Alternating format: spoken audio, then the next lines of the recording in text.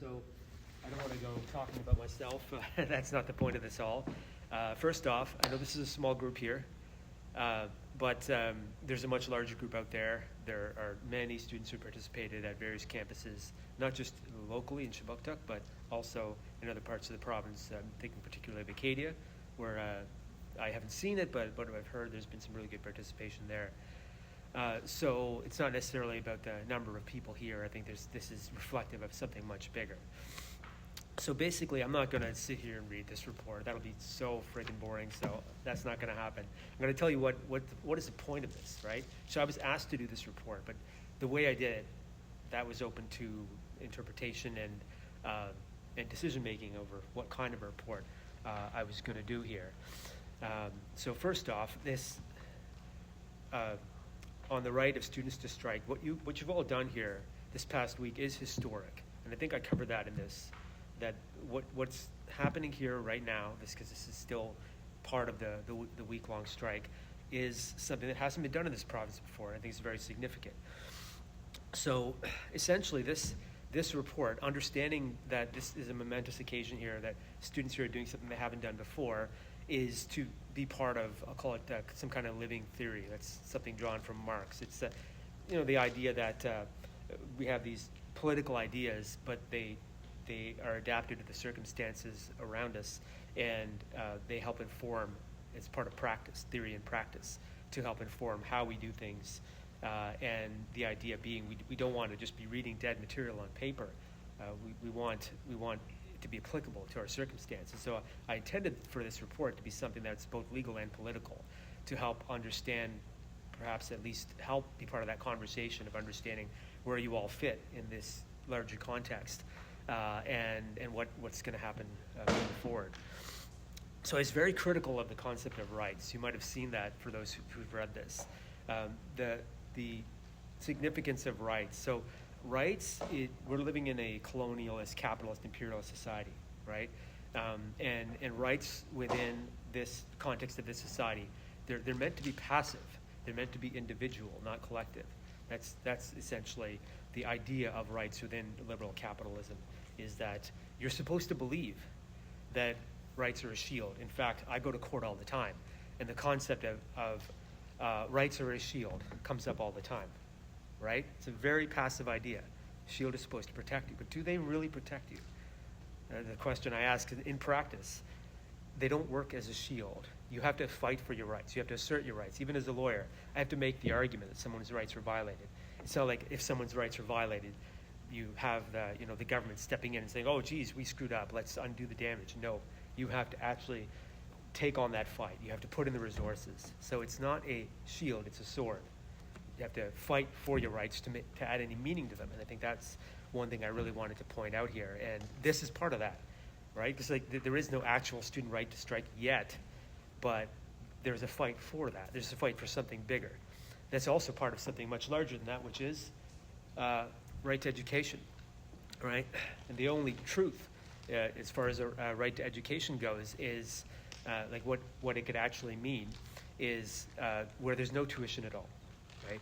Because education, if there are economic barriers to it, then it's not really a right, it's a privilege, right? So fighting for a free education, that is the larger fight, and using the most powerful tool available in order to exert pressure, which is the strike, to achieve that is crucial.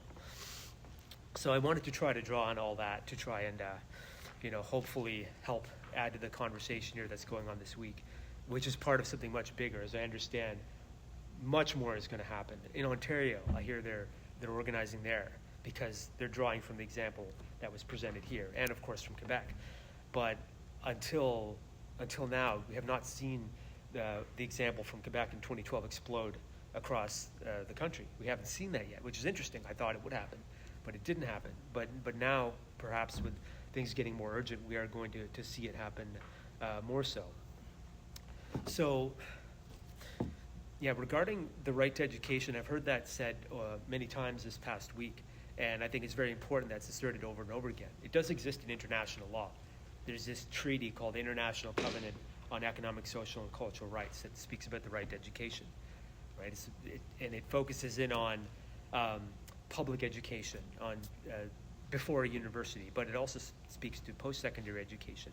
So we know today that without a post-secondary education, the likelihood of having any kind of employment that is going to pay any living wage is very unlikely.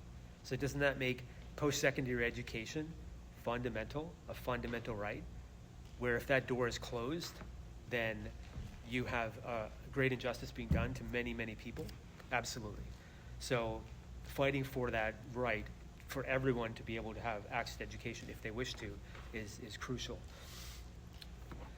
So I did also speak about the difference between a protest and a strike, and I think that's very important because as far as this administration goes, as far as the government goes, they see your strike action and all they see is a protest. And not to diminish protests. Protests are very important. Of course, protesting, the act of defiance, the act of offering resistance and disruption is very crucial. But a strike, as I point out here, is something to a higher level than that. A strike is a commitment by a group of people that they voted to take this action of withdrawing, in the case of a labor strike, withdrawing their labor and refusing to participate, in other words, folding their arms in order to apply pressure at the bargaining table in order to assert their demands. But because there's a vote for it, even those who didn't support the strike, in the case of a labor strike, are supposed to still respect the strike. That's the idea of it. That's the power of the strike. There's a democratic process, and there's a will to that once that strike vote happens, then all those who are a member of that organization need to abide by that. So there's something far beyond. A protest is something below that, where the participation is whoever wishes to be there or not, to whatever degree they wish to participate. But there's no actual commitment, unless people can decide there's a commitment, but the strike is taking it to a whole other level. And it's specifically, the strike is meant to hurt the institution that you're fighting against. With a labor strike, of course, is against the employer. Here, it's not just the university, but the whole government, really, that is supposed to feel punishment, essentially, some economic punishment in order to force them to the bargaining table. So students in Quebec recognize this, right? For many years, even before 2012, they'd been striking many times. I covered this in the report. 2012 being the huge historic strike that was an unlimited general strike that lasted for months and months. And even though Quebec students recognized they didn't have a right to strike like workers do, there's no law that says students have a right to strike. And the university, the government, all have to come to bargaining table and have to negotiate with them in good faith. Nothing like that exists, not yet. But students in Quebec, they recognize that. But they also recognize that they could create something called internal and external legitimacy, regardless of the law. If the students within each department, each school, they all agreed to abide by the strike, that's an internal legitimacy, then they were able to affect that economic disruption. If society recognized that, that's the external legitimacy, which involved a lot of media, a lot of outreach, a lot of people flyering, educational events, people outside of the universities in society also recognized this is legitimate. These students actually should be doing this because education shouldn't be so expensive that many can't afford to go. So they built that internal and external legitimacy despite the law. I think that's important because regardless of what the law specifically says, if you create that internal and external legitimacy, you can then apply that pressure to force the other side to have to negotiate with you. The same thing applies to tenants, and I give an example of the Parkdale tenants in 2017. 12 buildings in the Parkdale neighborhood. They voted to go on a rent strike. Again, there's zero legal recognition of a rent strike in law as far as the landlord having to negotiate. But if tenants in all these buildings all have voted not to pay their rent until repairs are made, until there's a concession that there won't be any further rent increases above the legal guidelines, what's the landlord going to do? These people aren't going anywhere. They're going to refuse to leave. So it forced the landlord to the bargaining table. And they reached a settlement which is private. It's part of some non-disclosure agreement that the details wouldn't be disclosed. But they declared it a victory because they got a lot of what they wanted. So So I think that's really important to understand. And I also point out, as part of this overall discussion of the concept of rights and how they work, and despite the law, how you still have these fights taking place and gains that are made, is understanding things have been changing all along, right? So I did draw on labor history in Canada. Before 1872, before the historic Toronto printers' strike, it was illegal to be in a union. They were considered restraints of trade. So even being in a union was a violation of the law. You could get arrested for being in a union. Did that matter to workers? They didn't care. They had to unionize. Of course, they wanted to change their working conditions. So the 1872 Toronto printers' strike was to fight for a 9-hour workday. They were working well over 10 hours, many hours more than that. Was very common, far more than was even livable or survivable. That just couldn't continue. So they fought. They fought together. They unionized. They struck because the employer refused to change the workday. And not only that, once they struck, the employer put in replacement workers. But what happened then? Come to the concept of external legitimacy. 10,000 people in Toronto in 1872 showed up in support of the workers. These were other working people who were like, hell no, we're not going to let the publishers get away with this. And what did the government do? They changed the law. So the law changed in response to the struggle. That's what one of the other concepts I put in here is that it's important, I think, to consider rights as evidence of past victories. Rights tell you that before you, others have actually engaged in a fight and won something. Otherwise, those rights wouldn't have existed. They're never granted. They're always fought for and gained. I consider them ground gained. And that's what happened in 1872 with the Toronto printers. They were able to fight, and they were able to force the government to change the law. Otherwise, there would have been constant revolt, which is unsustainable for the government. So they had to change the law in order to concede, okay, you could be part of a union because we can't arrest everyone. So I won't go into detail after detail about the history of the advances in labor rights, but over time, you did see labor rights advance. You saw eventually the gaining of the right to be in a union, eventually the right to picket. Picketing was also illegal until 1934. And of course, workers had to picket. Every time there's a strike, there's a picket. Workers didn't stop. So some may say this is defiance of the law. Of course it's defiance of the law. If the law says you can't do something, you do it anyway. It's defiance of the law, but it's also defining the law, because the fight forces the government or the other side, if it's a private employer or a private entity, to concede because they have no choice. So it ends up defining the law. The law changes and develops in order to fill in those gaps. And some very great examples of this are recently, actually, in 2025, you saw there was the flight attendants, Air Canada flight attendants, who were striking for better working conditions. And the government dared to order them back to work, essentially refusing to even acknowledge the bargaining table, ordering them back to work.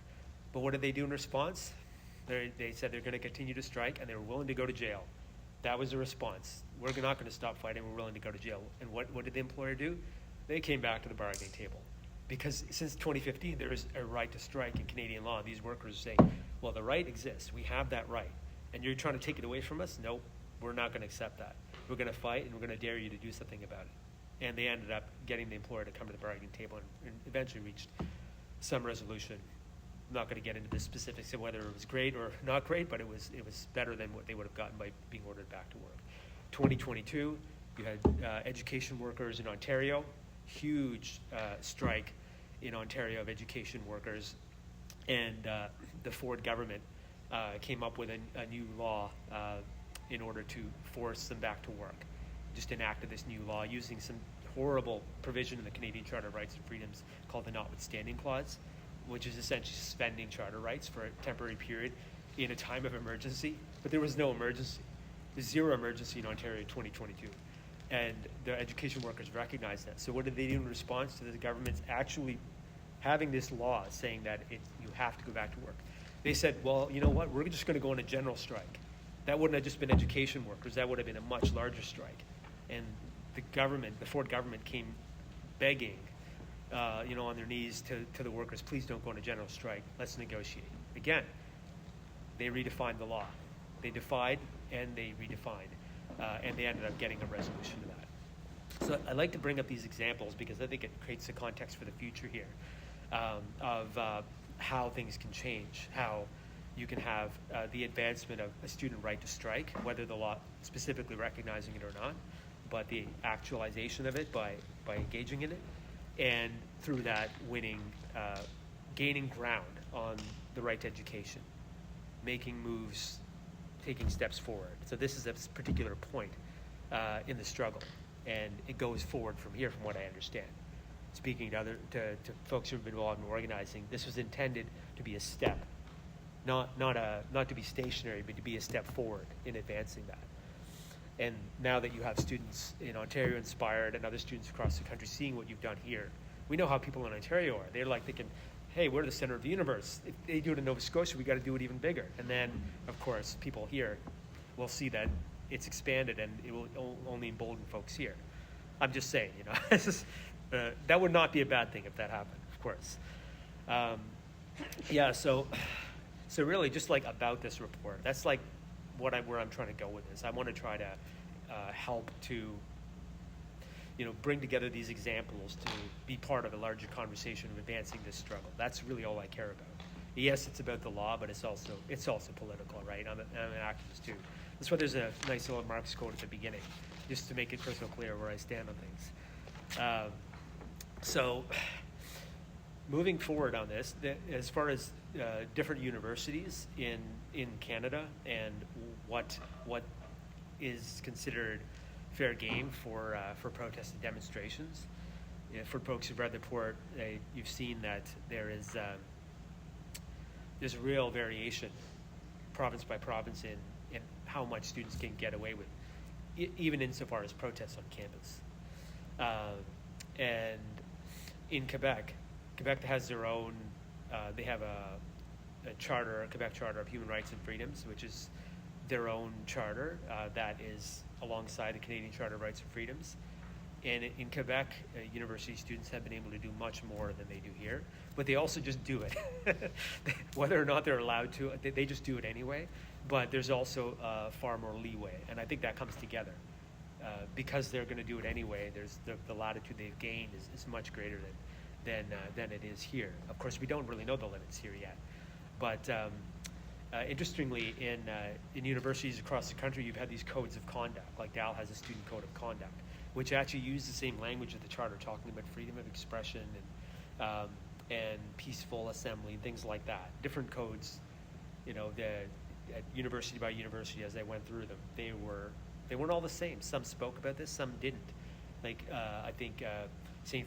Francis Xavier doesn't say anything at all about students engaging any expressive activities or peaceful assemblies or anything like that. It's completely silent on that, which tells me that university might be particularly hostile to student protest. Acadia also didn't really have anything on that either in their code. They didn't really speak to freedom of expression and assembly. But from what I understand, things went fairly okay this week, did they?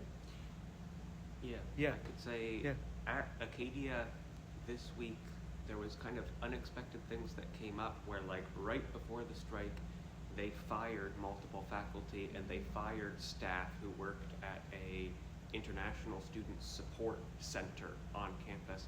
And that actually ended up leading to, like, right at the beginning, a more confrontational kind of protest than we were really expecting for the whole week or that anybody had planned for, where they did kind of, in very loose terms, everybody was free to come and go as they pleased, but they kind of cornered the president of the university in a building when he was in a meeting unexpectedly, and then there was hours of students like yelling at him, being like, why are you doing this? Why are you, and chanting and being like, no, we don't want to hear the excuses. They try to have some back and forth. They'd be like, enough of the bullshit, no more, thank you for the question, whatever.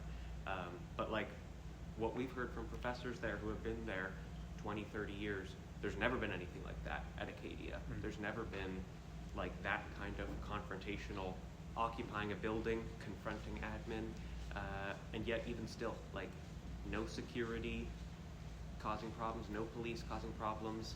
I think a lot of students have been surprised throughout the duration of the strike. We think we're pushing the limit, and then we realize, like, man, the limit is maybe further than we thought. Like, students at Acadia could get away with a lot. Students at Dalhousie keep thinking, if we do this, the security are going to say, all right, that's enough. And then they don't. So I think that's maybe been a lesson already at Acadia, especially because they had that one really confrontational thing. But across the board, people have been doing more than the normal, and still there's been not that much pushback. Interesting. Yeah, that's very interesting from Acadia, because when I read their code of conduct, it sounded like, well, they didn't really have any content about students' rights to expressive and protest activities, and that I read that to mean that they were likely to be hostile to it, but apparently they weren't. So I think that's a positive, outcome that they were able to do so much there.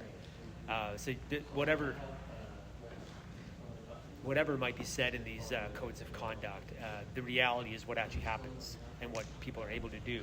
That tells the truth of how far actions can go. But I did bring up the codes of conduct just so folks could understand. Like those do matter as far as what each university has in terms of what'll happen if the university decides that students went too far and created a level of disruption that is, according to the university, beyond what they allow. Then what'll students have as far as a process to deal with it? So I have represented students in these disciplinary proceedings before. I did it at York University. There's some news on that back from like 2018, I think. And I also represented a particular student who was disciplined as a consequence of actions through Al Zaytun University, which is an absolutely absurd proceeding. There was nothing to the allegations, but we still had to bother to fight against it, and then eventually it was defeated. It just took a lot of effort to deal with an absolutely nothing complaint.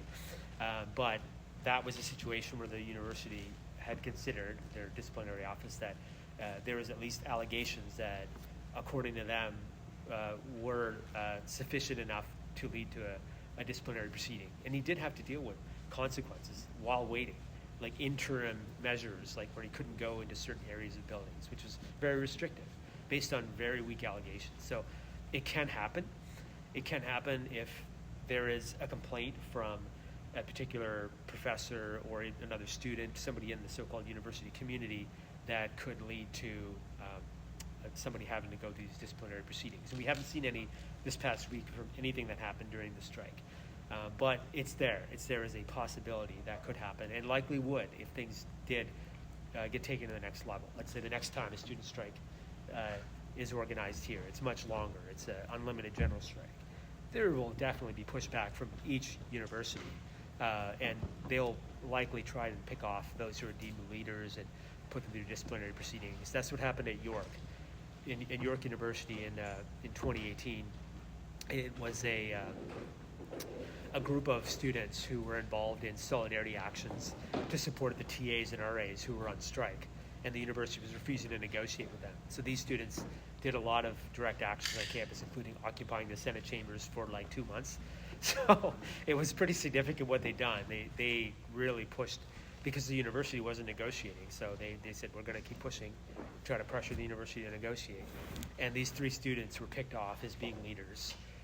The 3 I represented, there were others as well who also had to face disciplinary proceedings, but it was clear that they weren't going after everyone. They were going after who they deemed the leaders, which is usually how it works. But yeah, so it's not a bad idea to take a look at these boring codes of conduct, just to at least see what's there as far as the process goes. But generally they all look the same. Complaints made, you're contacted, you should have a chance to make a reply to it. And if you choose to resolve it, you likely have to write like a letter or participate in some process, or you fight it. Say, I totally dispute the allegations. I want it to go to a hearing or an investigative process, and then it's challenged. And that's what happened in the case I dealt with here with the fellow through Al Zaytun University. So yeah, it's It's something that likely will have to come up next time, and we were prepared. Like, if that did unroll, I was ready to assist students if they had been complained about and had to go through disciplinary proceedings. So the next time a strike happens, likely it will be bigger. There hopefully will be a number of potential lawyers who can help out with students who may be facing some potential consequences. Another important piece of this is international students. In this report, I did cover the unique challenges that international students face, and they go beyond what a student who is not an international student has to deal with, where they also have to deal with the immigration side of things. So this 1 week strike, what I determined is it's so short that it was not likely going to cause for any international students something called a disruption in studies or an interruption. So with anyone who's on a study permit, they're supposed to be continuously engaged in their education, the one that they have applied for and got their study permit through. So they like anyone who applies for a study permit, there's something called a designated learning institution. The student is supposed to be engaged in continuous education with that institution. If there's an interruption in their studies that is out of their control, then they shouldn't be held responsible. Like if there's a labor strike on campus and studies are interrupted, the international student will not be in trouble for that because it's completely out of their control. But there is a real question when it comes to a student strike. If you have mass participation of students in it, will it be something that is considered within the student's control, where the interruption of studies is their fault according to immigration? Or would it be something that is considered out of their control, where it was like legitimately voted on, it's a strike and everyone's participating? In the case of Quebec, there was leeway given, from what I understand, by immigration, where it was considered out of the student's control. And probably part of that was the universities did actually shut down in response to the strike. Eventually the universities just shut down. It's like, call it a lockout. Like the universities basically locked the students out at some point because the strike was very effective.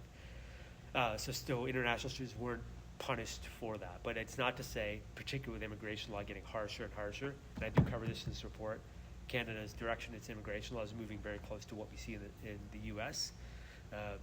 Despite what all that Carney talks about with standing up to the U.S., none of that's really just all smoke and mirrors. There's a lot of collaboration and cooperation, and our immigration law is moving in their direction. I have concerns over how much leeway will be given by immigration to any person on a study permit or work permit if there is any issue, because they're looking at mass cancellations as a measure that they're going to take moving forward. And that bill did pass. That Strengthening Canadian Immigration System and Borders Act, that horrible law, has passed. So now we're dealing with that regime. So it's hard to say exactly what would be the situation for international students during an unlimited general strike, but I think preparing for the possibility that will have to be a fight, like a legal fight, to challenge any cancellation of study permits or any decisions by IRCC that the student has violated the conditions of their permit, is something that may have to be dealt with in the future. So as far as the ability to participate in a student strike, as I cover in here, the voting for a strike, there's no real way that the university can reasonably challenge anyone voting in favor of a strike or participating in a vote. That's part of any student's expressions. Larger body of law and policy on academic freedom too. It's a university. You should be allowed to express your views, and a vote is key to that. So whether you're an international student or non-international student, that shouldn't really matter. I can't see how there could be any legal challenge to an ability of an international student to vote in favor of a strike.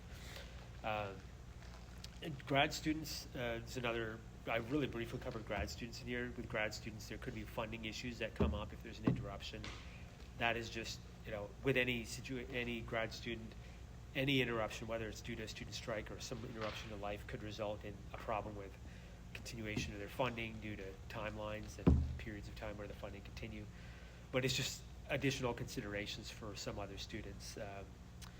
I don't claim that I covered everything in here. There's like many, many things to cover. I tried to cover what I spoke to CFS folks about what they wanted in this report, and I tried to cover everything that I was asked to, and in the context, as I mentioned, as part of this document that I was hoping would be part of an overall discussion and advancing your interests and rights.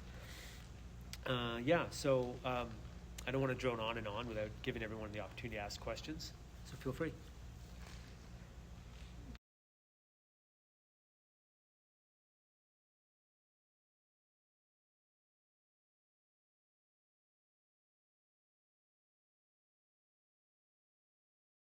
A threat. Most of the time it will be something much lower level, like certain restrictions in place. Of course, subject to a fight, because it could go to hearing and everything could be fought against in one.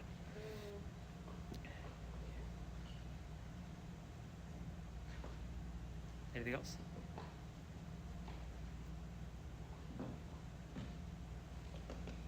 Okay, yes, sir. I may have missed it, but I was wondering if there's somewhere we can access the full report. Yeah, right there. Yeah. Yeah. There's probably going to be another one produced that's more with a national focus. This one is Nova Scotia focus. So, I mean, it could end up being a lot of the same, but I'll update it. There's probably some areas that I can expand on and focus in on context in other provinces. Really appreciate Take it. some feedback. Yeah, cool, thanks. Can we get a round of applause?